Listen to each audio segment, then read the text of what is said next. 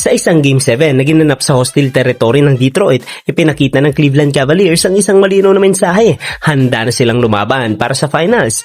Hindi ito basta panalo. Ito ay isang kontroladong dominasyon kung saan mula umpisa hanggang dulo sila ang nagtakda ng tempo ng laro at hindi na nila ito binitawan pa. Pinangunahan ito ni Donovan Mitchell na sa pagkakataong ito ay hindi lang umasa sa kanyang scoring. Sa halip, naglaro siya bilang primary offensive engine ng kupunan. Nagtala siya ng 26 points at 8 assists. Ngunit ang pinakapansin-pansin ay ang kanyang 0 turnover sa loob ng 31 minutes. Sa halip na puro isolation plays, ginamit ni Mitchell ang kanyang kakayahang umatake pababa at magbasa ng depensa upang makalikha ng mas mataas na kalidad na opensa. Dahil dito, nabigyan niya ng madaling puntos sina Jarrett Allen at Evan Mobley na parehong naging epektibo sa loob ng pintura. At dito pumasok ang malaking kontribusyon ni Jarrett Allen. Sa larong ito, hindi siya basta naging tagasalo ng opensa. Ginawa siyang bahagi ng game plan mula pa simula. Nagtala siya ng 23 points at 7 rebounds, ngunit higit pa dito, malinaw na nagbago ang kanyang papel. Mula sa pagiging clean-up finisher, naging isang intentional interior option siya na patuloy na pinakain ng bola. Dahil dito, napilitan ng depensa ng Pistons na mag-adjust sa loob na siyang nabukas ng espasyo para sa mga tira sa labas. Isa sa mga nakinabang dito ay si Sam Merrill. Hindi siya kilala bilang high-volume shooter, ngunit sa gabing ito naging napakahalaga ng kanyang mga tira.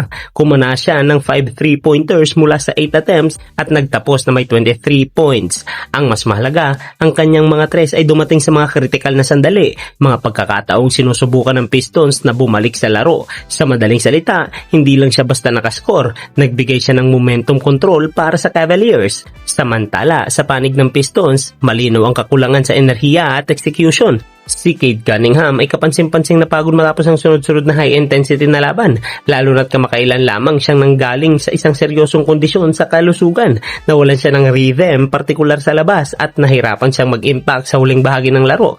Dagdag pa rito, hindi rin nakatulong ang performance ng kanyang mga kakampi. Si Jalen Duren ay naungusan sa ilalim, habang si Tobias Harris ay hindi nakapagtala ng kahit isang field goal sa Game 7, isang malaking dagok sa kanilang opensa. Gayunpaman, mahalagang tandaan na ang Pistons ay nasa maagang yugto pa lamang ng kanilang development. Mula sa isang 14-win season, 2 taon na ang nakalipas. Umabot sila ngayon sa ganitong kalalim na playoff run.